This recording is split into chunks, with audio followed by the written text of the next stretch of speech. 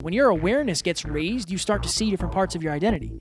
And when you start setting goals, you see where those parts of your identity don't connect. And so the first thing to understand about identity is it's moldable. It's changeable. Ladies and gentlemen, welcome back to another very special, as always, episode of Next Level University, where we teach you how to level up your life, your love, your health, and your wealth. Alan is jeffing the microphone, as always. We hope you enjoyed our latest episode, number 598, The Power of Choice, our live weekly Meetup Monday in Next Level Nation. Today, for episode number 599, oh my goodness, the episode's just flying by, dealing with identity issues. I pronounce that word so, identity. It's strong. It's very strong enunciation. I appreciate that so very much. So, we used to be the Hyper-Conscious Podcast. When we were the Hyper-Conscious Podcast, we were focused on, and we're still focused on the same thing, helping you raise your awareness. But one thing that a lot of people don't talk about, and Kerry Ford actually talked about this, the pain in evolution, the pain in letting go of an identity that you used to have or you think you must be. As your awareness raises, as you get to the next level, you start to have these weird identity issues of who am I? Right. Who is everybody else? What is this new input? Why am I seeing things the way that I'm seeing things? And what does this mean? What does this mean? Definitely. What did that mean? Right? What is happening next? There's so many ways we can go. But Alan and I have had a lot of these, particularly lately, because we're very focused on leveling up in everything, business, relationships, impact, coaching. So we've had a lot of these, and I don't think it's something that people talk about that often. So we figured we'd jump on here and, number one, let you guys know that you're not alone. We've seen this on the team quite often because they're leveling up at a very, very high level or quickly, and we appreciate you guys so much. But we want you guys to know that you're not alone when it comes to this, and we figured what better way than for us to talk about it. It's par for the course. It's to be expected. Yes. Does anyone know what I'm talking about when I say par for the course? Yeah, it's golf. Okay. Golf analogy. Okay. Example analogy. I've never really understood what an analogy is. So. You just use it. I guess maybe by 600 maybe by next episode I'll know. Yeah, we'll have an identity issue about it. So I'm just joking. Burned him. I'm just joking. No. All right. So there's a couple things here. When you raise your awareness of yourself or of the world, you then have to refigure out where you fit within it. So we're reading a book right now in the book club called The 7 Habits of Highly Effective People. Shameless plug. Yep. And he talks about your paradigms. There's 2 main paradigms that affect who you are. There's how you see yourself, and there's how you see the world. And when one of those changes, it's a mirror. And so, like, for example, let's say I had an experience where I now look at myself differently. I'll give an example about this. So I remember, this is a story that I don't talk about often, but it was Halloween, and when I worked at Cognex, they had big Halloween parties. And we all dressed up as, I was Axl Rose. We were, what's the band? Man. Guns N' Roses? Guns N' Roses, yeah. We were Guns N' Roses, my team. And we actually won Best Team Costume, which was awesome. We all had a blast. We partied all day, all night, had a lot of fun. Later that evening, we went to an after party at one of my fraternity brothers' apartments in Boston. And Cognex was in Framingham, so we had to get there and all that stuff. I ended up accidentally calling one of my female friends there, Sweetie, and my girlfriend at the time got upset with that, and we got in like a tiff, right? And I was not exactly in a resourceful state. And we ended up being unkind to one another. And the next day, I was super, super hungover, and I was embarrassed about the way that I behaved in that tiff, okay? Because it was somewhat public, a little bit, right, at the party. And I realized that morning that I had done a lot of what's been done to me in the past. When someone would drink too much, they'd be really unkind to me, and I would never understand why, because they were so kind to me normally, right? And I realized that I did that to my girlfriend, and it shifted the way I view myself, and I realized, oh, I'm running that same pattern. I want to stop that. And that was one of the critical moments for me where I decided in advance to not be that way ever again. Huge shift. This is probably 6 months after my car accident. And that was the beginning of me really stopping drinking, is the pain of that being unkind to Courtney at the time. So the reason why I'm telling everyone this is because that shifted my identity. I had a new awareness of self, of, oh, I don't have to be that way. I'm just running that same pattern of what was done to me. And I have decided to change. So now I've decided in advance to change who I am, who I aspire to be. And it also got me to realize that a lot of other people are doing that same thing.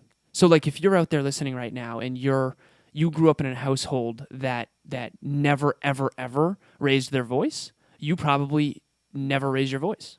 If you grew up in a household that raised their voice often, you probably raised your voice often. And until you have this new awareness of self that that's not you, that's just your conditioning, you probably won't have the ability, the awareness to choose in advance who you aspire to be. Here's the problem. Like Kevin mentioned opening this episode, the awareness was only the first step. Now it's deciding to change is the first step. Awareness of self, then deciding to change, first step. Now, how do I actually do it? Now I actually have to quit drinking or figure out how to do this. And that's where the fail forward comes in, and that's where the identity issues start to really happen, because it's like, okay, well, now I'm aware of self. Now I'm trying to make these changes. But now I see the world differently. And now I see everybody else within the world differently. And now where I fit is different. And now all of a sudden, all my old friends who I used to drink with, now all of a sudden they're an influence that's not bringing me more towards alignment of who I've decided in advance to be. And again, you're understanding right now, if you're listening, the complexity of these identity issues. And Kevin and I have been going through a mini version of that basically every other week or every week for the last 5 or 6 years of doing this podcast, 5 years. Yeah, it's definitely interesting. Another one I feel like that's kind of, I think there's a couple. One's like a lack. Like my identity is I'm not good enough to achieve something. I'm not saying that's mine, but usually it is mine, but that's a lot of people's. But another one that is very interesting, and you might not guess this about yourself if you're watching or listening, but somebody from group coaching messaged me and we were chatting the other day, and she said, I'm struggling to do the things that I know I should be doing. Like I'm not tracking, I'm avoiding the group because, I know I have to get back to some messages, but I don't know, something inside me won't let me do it. And I said, well, let's dig. Like, what is it? I said, are you afraid of judgment? Are you afraid of failure? Like, what are you afraid of? Like, what's your fear here? And she said, honestly, part of me wants to say I'm afraid of failing at everything I'm trying to do. But the intuitive part of me thinks I'm afraid of success. Right. And if I actually do these things, I'll outgrow the people that aren't doing them. Right. And it was like, that's it. That's your thing right there. So that was my thing. Yeah. And that's been a lot of people's things. And I've seen that way more since you and I have discovered that about you. And now it's a lot easier to spot, at least. But if you're out there right now, you have an identity that has gotten you to where you are today. Right. Part of that identity, I won't say you have to change it.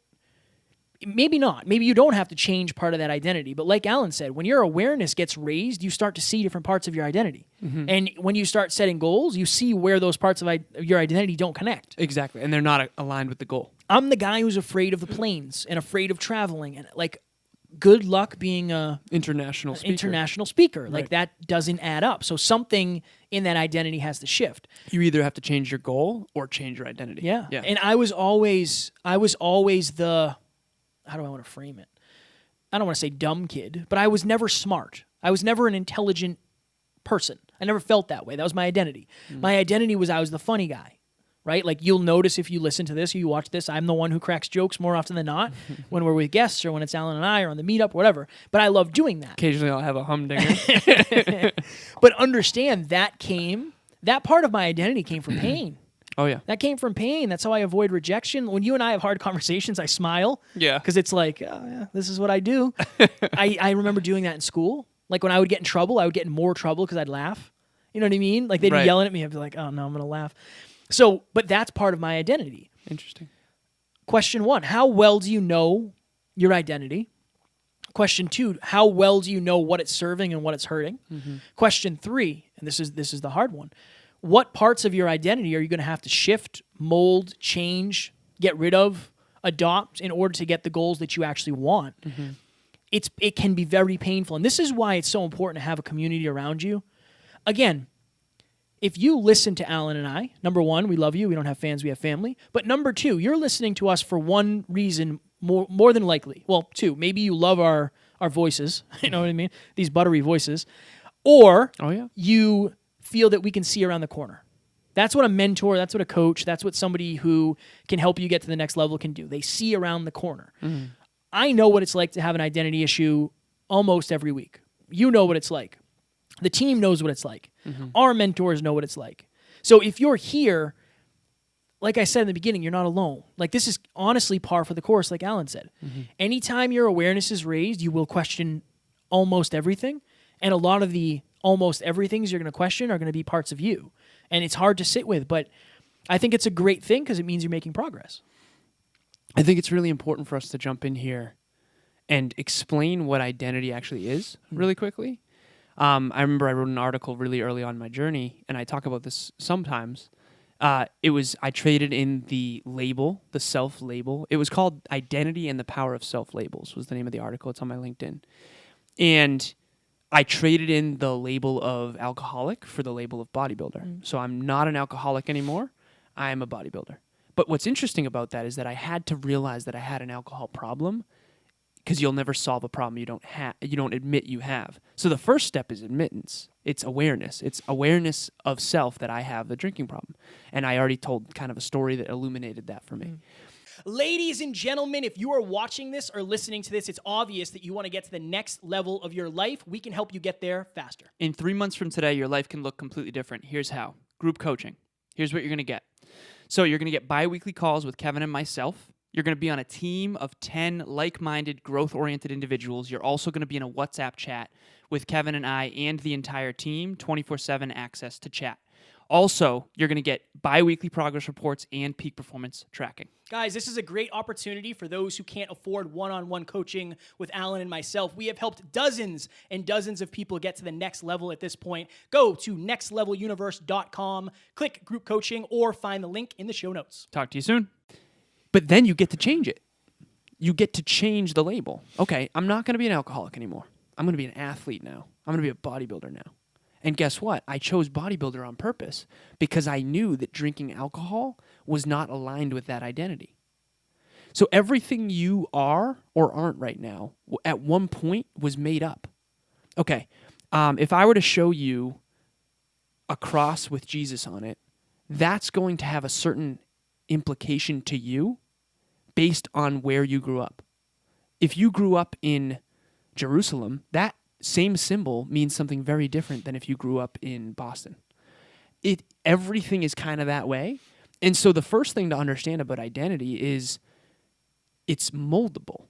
It's changeable. I was taught early on from a very young age, I've said this many times, that I'm good at math and I'm not good at English. So naturally, I did more math and I stayed consistent with that identity. And then naturally, I got better at math, which made it true.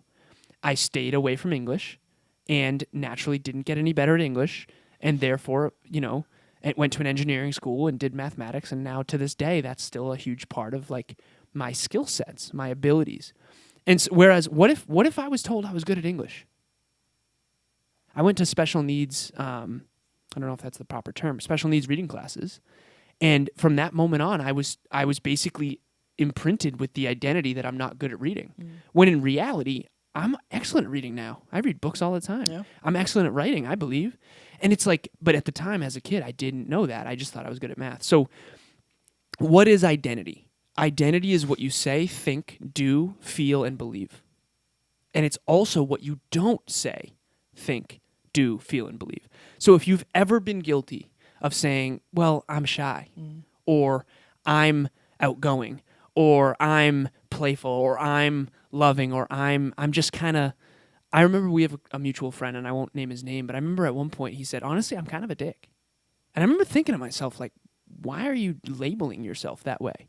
And whether it's an Instagram handle or it's, just remember, like, your identity, it's affecting the way you behave. If you say to yourself, I'm a partier, that's a very different life than I'm all in on personal development. I am personal development.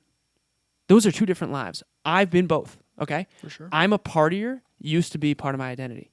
not consciously, but subconsciously. Now I am personal development. See, those are two different lives. Everything I say and don't say, think and don't think, feel and don't feel, do and don't do, believe and don't believe are going to be different based on that one I am statement. So if you're out there right now, if you want to know what your identity is, ask yourself what you've told yourself. Mm-hmm. When Kevin and I get on coaching, the last call we did with group coaching was a deep and honest conversation. And one of them said, I'm not smart enough. One of them said, I'm always looking for what people are telling themselves about themselves because it's pigeonholing. If Kevin says, I am an unbelievably hard worker, that is, in my opinion, a positive identity. Mm. But what I know some people who say, I'm a procrastinator. Well, of course you are. You keep calling yourself one. Instead of, I want to overcome procrastination. And I think I am overcoming procrastination. Exactly. So what you say to yourself is so important. And I guess just check in with, what is my identity and what are the implications of it? What do you identify as? I think that's a great question of like, if you want to know what your identity is, if I gave you a sheet of 75 things, shy, confident, arrogant, cocky, afraid, quiet, whatever, right? The things that you check off, that's your identity. Literally. Like that is who you think you are. And it's interesting because if you and I didn't know ourselves and each other so well, I feel like we know each other and ourselves pretty darn well. Pretty well, yeah. Very grateful for that. But you might check off things that I would never check off about you. Let's do that real quick. Sure, yeah. We don't have a list in front of us. That's okay. That's what we need. What's something that you would consider me? What would I consider you? I'd consider you a leader, a natural leader. I think you probably consider yourself that, though. Yeah, I would say so. Okay. For you, and if you're out there listening, I want you to be thinking about you and your friends and your associations and what they would say about you. Because maybe they think something of you that you haven't owned yet. We have we have clients that work together. Yeah. And I love working with them on the phone at the same time because they lift each other up so well. I know. Like one person will say like, oh, I'm not this. And the other person will be like, yeah, you are. I've seen you do this. It's beautiful. I know. Because they're actually rewiring the other person's identity with them. Shout out to Amy and Sharice. Yeah, I know who you were talking about because they do that. It's great. It's amazing. Yeah. It's the best. And I always say, like, I love this. Like, I love that you guys are so supportive for one another. I would say for you, you have more self-discipline than almost anyone I've ever met. I appreciate that. So you're like unbelievably self-disciplined. I feel that. Which I think is very, very rare. I think that's the rarest quality on earth, actually, which is why I value it so much. That's the underdog thing, though. In me, it's like I was never the smart kid, but I could work harder, longer, and I'm not smarter, honestly. But now you're working smart. Well, I appreciate that. But again, the point of the exercise is to understand, look, there are things that I see in Alan that Alan might not see in himself. What is one of those? And then I'll give you one. I don't know if there's any. I think you're very, very good at being non-judgmental. Oh, thanks, man. That's something. That's even when Emilia and I talk on the phone, I always say like I'm very blessed to have a business partner, but also a friend like you because it's very easy to bring things up, and I don't know that you know how easy it is. I think I'm jaded sometimes. That's what I say, because it's easier to communicate with you than almost anybody else. Like Taryn and I communicate at a very high level, but I think it's a little bit easier. And again, I'm not in love with you, so I think that probably has something to do with it. Right. But I think it's less scary to communicate with you. I appreciate that. Yeah. Cool. Yeah. What's one? Yeah. Say something nice about me now. I will. I've told you this a million times. Maybe not a million times, but I think that you are way smarter than you think you are. I appreciate that. And I think it's frustrating at times for me to see you sell yourself short because you think you're not as smart because you're around someone who's smarter. And it's like with podcasting, for example. And again, if you're listening, this is actually about you guys, and I want you to extrapolate as much as you can from this. But like, you know more about podcasting than almost anyone on earth, in my opinion. But you don't necessarily think that. So the way you operate, it's like if you had that identity, you'd lean into it more. Yeah. You know, and I almost want to like You have been. Oh, I've been trying. Yeah, you Yeah. have been. So that's an interesting thing, and I would say you have more self-discipline than almost any human appreciate that I've ever met. I think this is why you can borrow belief, and we got to go here in a minute Yeah, because we do. we'll go over it. But I think this is why one of the reasons you can borrow belief. Right. If you spend time around somebody who believes in themselves, they can have that identity rub off onto you. Right. They can tell you through osmosis, they can show you, they can influence you without you even knowing. They can get you to see yourself in a new way. That's very interesting. Oh, that's so very powerful. interesting. Which is better than okay. If you're out there listening, then we'll go. Imagine there's someone who was mean to you, and they said, "You suck. You're the worst. You're never going to accomplish that." Imagine the opposite. Think about the negative effects of someone who says you suck. You're never going to do that. What if someone said, "Oh my God, of course you can do that." Right. Like Amy, I told her, like, if you want to be a multimillionaire, I can teach you how to do it. Genuinely. Like, she's on the path. She just got to stay. You got to stay for the next 20, 50, 20, 30, 40, 50 years, and you'll be a millionaire, genuinely.